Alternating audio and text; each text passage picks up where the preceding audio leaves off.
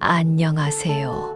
인생의 오후에 찍는 쉼표, 오후 쉼표입니다.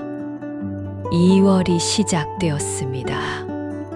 새해가 밝은 지 한 달이 지났고, 이제 새로운 달을 맞이했습니다. 오늘은 조금 무거운 주제일 수 있지만, 우리 모두가 언젠가는 마주해야 하는 이야기를 나눠보려 합니다. 바로 이별에 관한 이야기입니다. 나이가 들수록 우리는 더 많은 이별을 경험하게 됩니다. 먼저 떠나는 친구들, 세상을 떠난 가족들, 더 이상 만날 수 없는 사람들.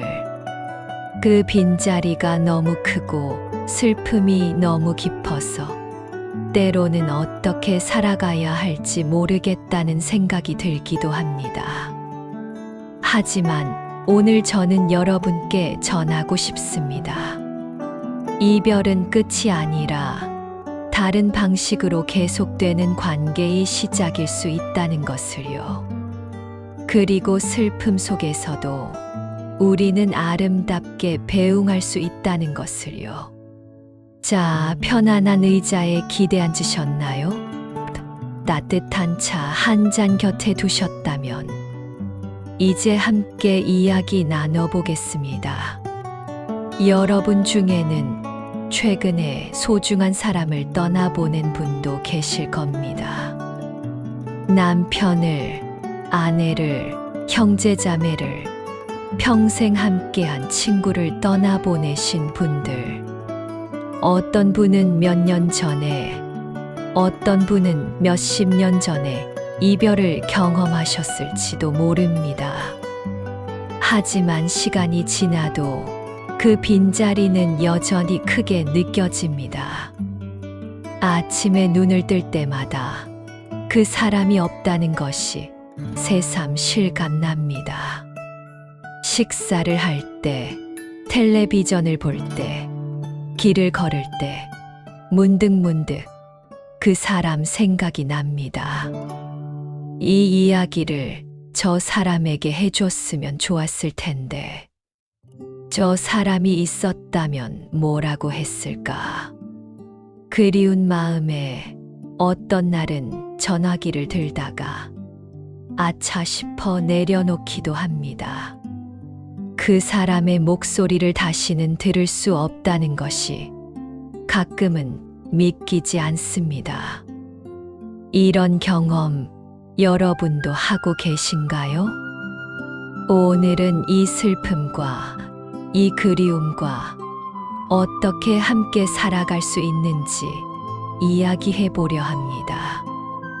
먼저 한 심리학자의 이야기를 들어보겠습니다. 스위스 출신의 정신과 의사 엘리자베스 퀴블러 로스. 그녀는 평생을 죽음과 죽어감을 연구한 사람입니다. 1969년 그녀는 죽음과 죽어감이라는 책을 출간했습니다. 이 책에서 그녀는 사람들이 죽음을 받아들이는 과정을 5단계로 설명했습니다. 부정, 분노, 협상, 우울, 수용. 이 5단계는 죽음을 앞둔 사람뿐 아니라 사랑하는 사람을 잃은 우리에게도 똑같이 적용됩니다. 첫 번째 단계는 부정입니다. 아니야, 이건 꿈이야. 이럴 리가 없어. 사랑하는 사람이 떠났다는 사실을 받아들이지 못합니다. 장례식장에 서 있어도, 관 앞에 서 있어도 실감이 나지 않습니다. 곧 돌아올 거야. 문을 열고 들어올 거야. 이런 생각을 하며 현실을 부정합니다. 두 번째 단계는 분노입니다. 왜 하필 저 사람이야? 왜 우리 가족이야? 억울하고 화가 납니다. 신에게 화가 나고 의사에게 화가 나고 심지어 떠난 그 사람에게도 화가 납니다. 왜 나를 두고 먼저 가? 왜 나를 혼자 두고 가? 이런 감정을 느끼는 자신에게 또 죄책감을 느끼기도 합니다.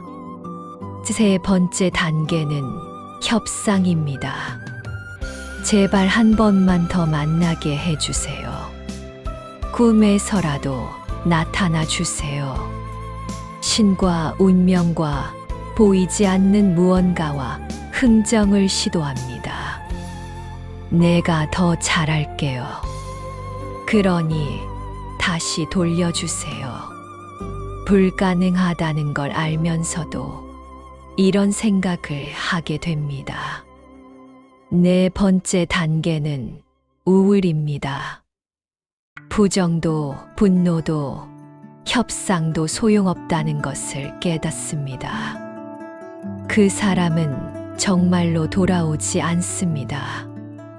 깊은 슬픔이 밀려옵니다. 모든 것이 무의미하게 느껴집니다. 이제 뭐하러 살아? 혼자 남아서 뭐하나? 아침에 일어나는 것조차 힘듭니다. 그리고 마지막 다섯 번째 단계는 수용입니다. 그 사람이 떠났다는 사실을 받아들입니다.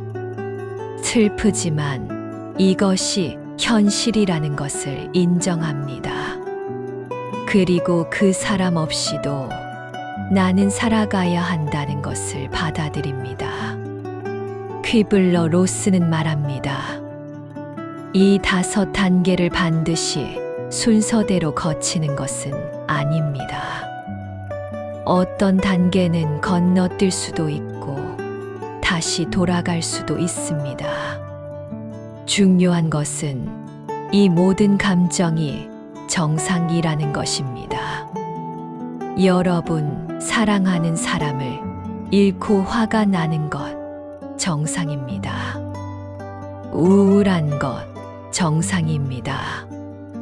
현실을 부정하고 싶은 것 정상입니다. 이런 감정을 느낀다고 해서 여러분이 나쁜 사람이 아닙니다. 오히려 그만큼 그 사람을 사랑했다는 증거입니다. 슬픔은 사랑의 또 다른 이름입니다. 사랑했기 때문에 슬픈 겁니다. 사랑하지 않았다면 슬프지도 않았을 겁니다. 그러니 슬픔을 부끄러워하지 마십시오. 슬픔은 여러분이 얼마나 깊이 사랑했는지를 보여주는 증거입니다.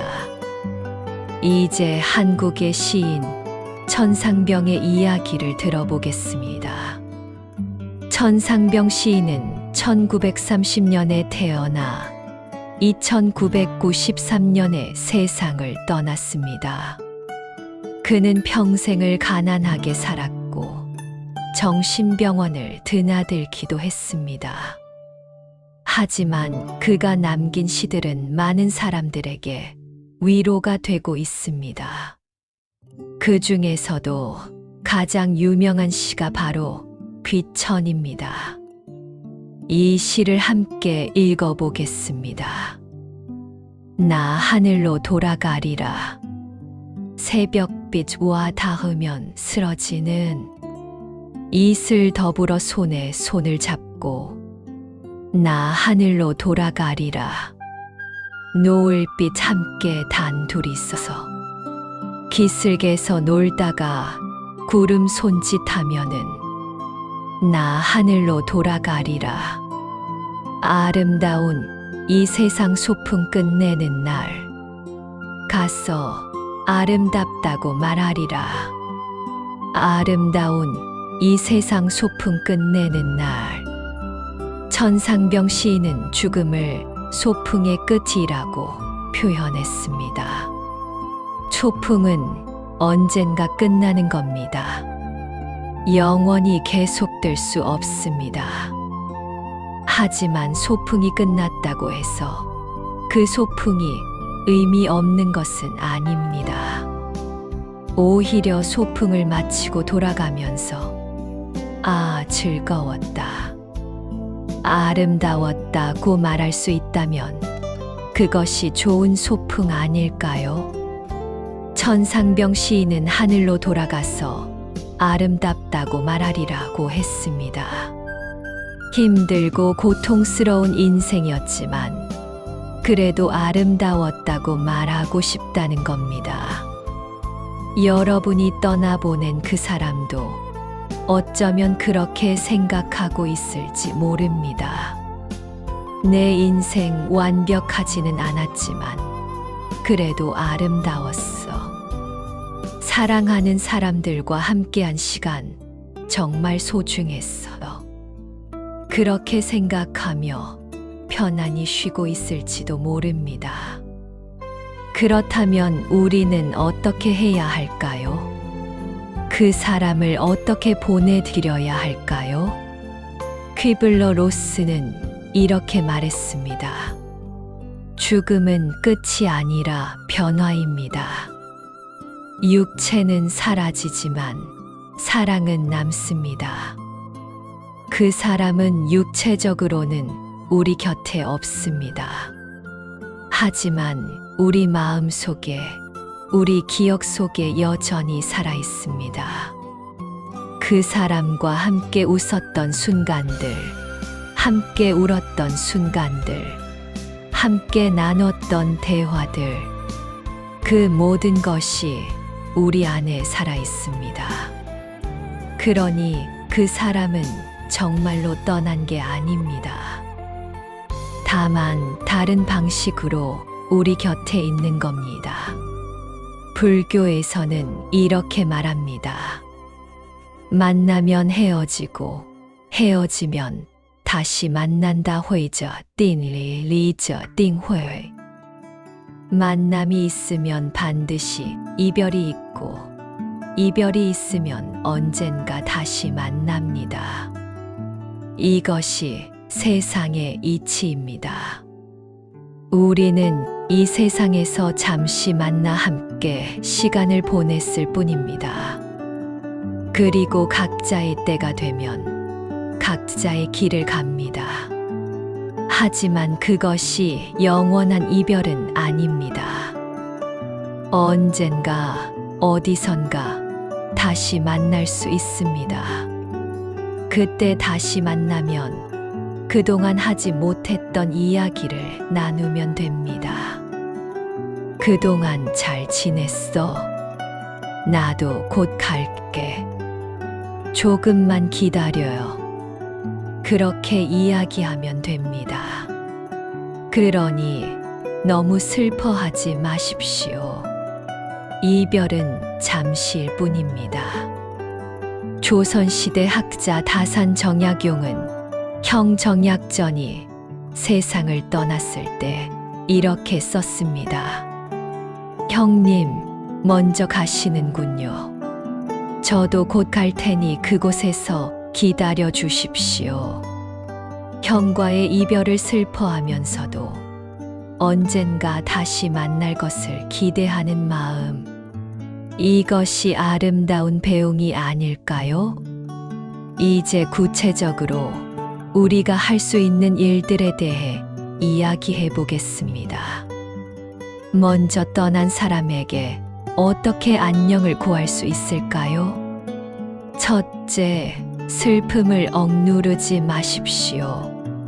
울고 싶으면 우십시오. 울음은 치유의 시작입니다.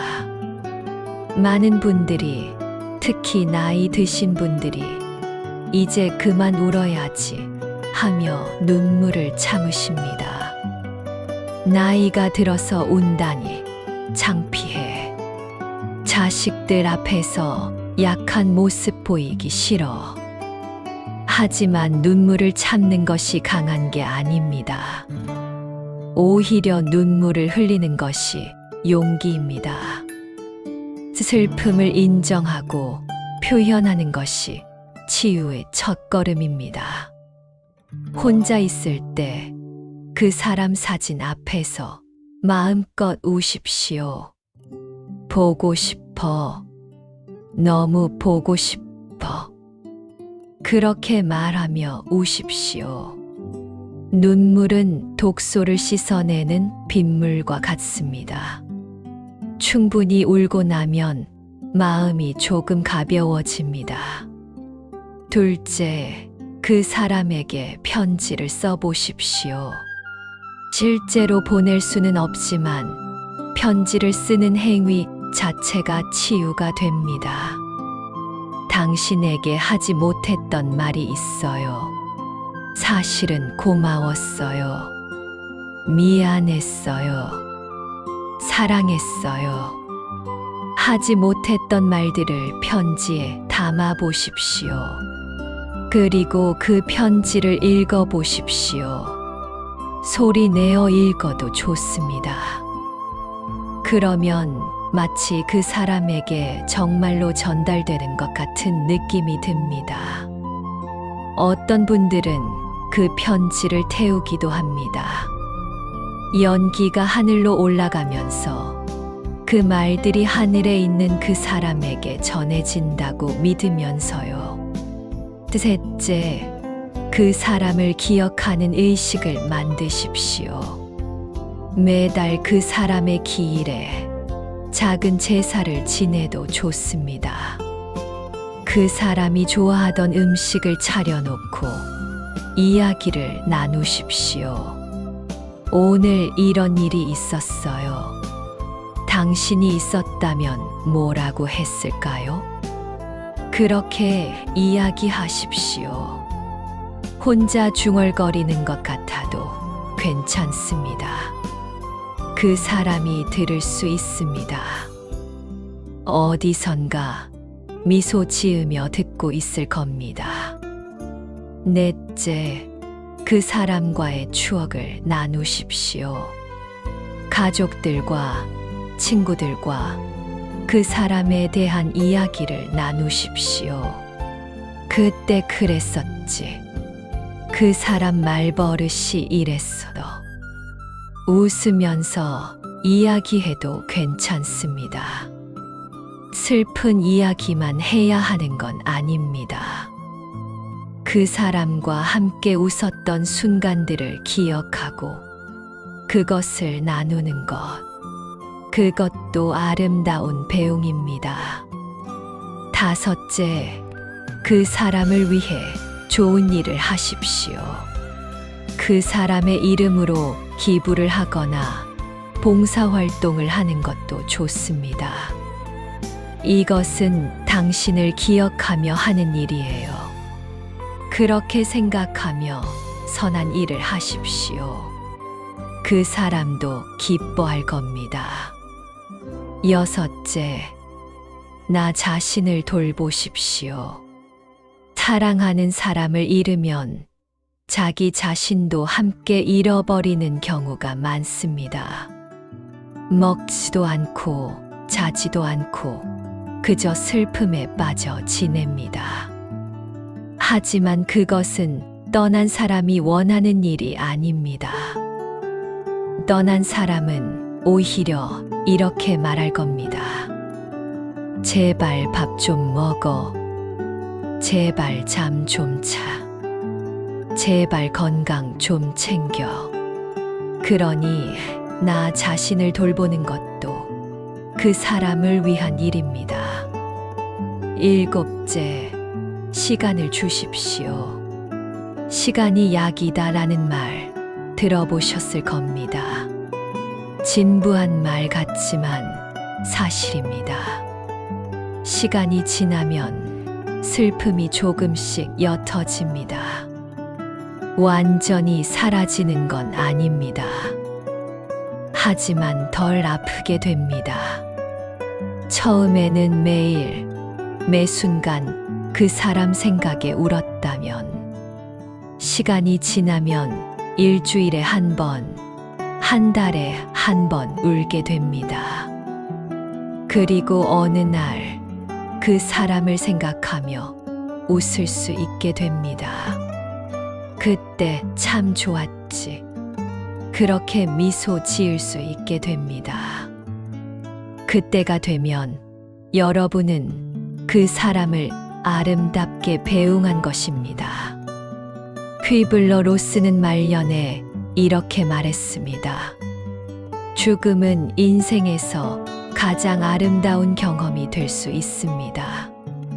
두려워할 필요가 없습니다. 그녀는 죽음을 연구하면서 죽음이 끝이 아니라는 확신을 얻었습니다.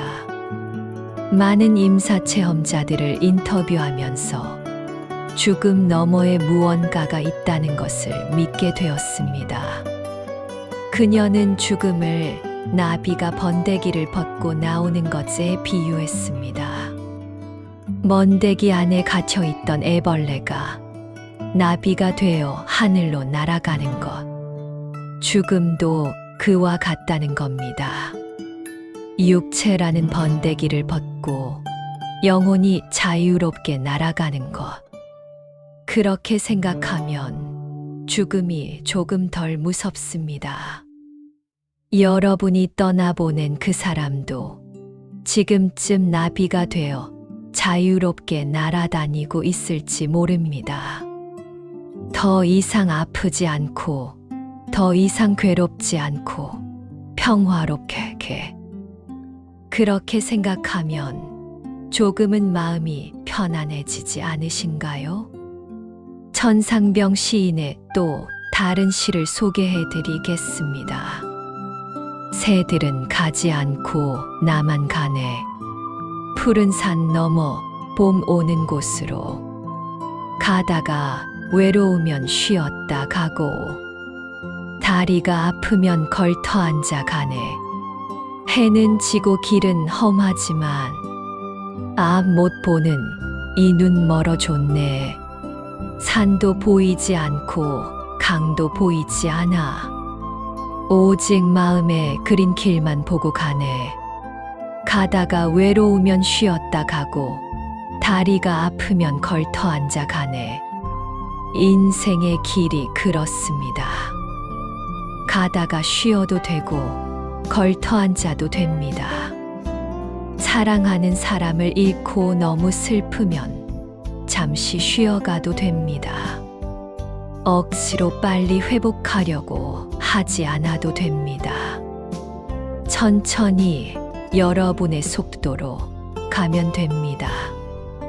그리고 언젠가 여러분도 그 길의 끝에 다다를 것입니다. 그때 먼저 간 그 사람이 기다리고 있을 겁니다. 늦었네. 많이 기다렸어. 그렇게 웃으며 반겨줄 겁니다. 그러니 너무 슬퍼하지 마십시오. 이별은 잠시일 뿐입니다. 여러분, 오늘 집에 돌아가시면 한번 해보시면 좋겠습니다. 떠난 그 사람의 사진을 꺼내 보십시오. 그리고 그 사진을 보며 이렇게 말해 보십시오. 보고 싶었어요.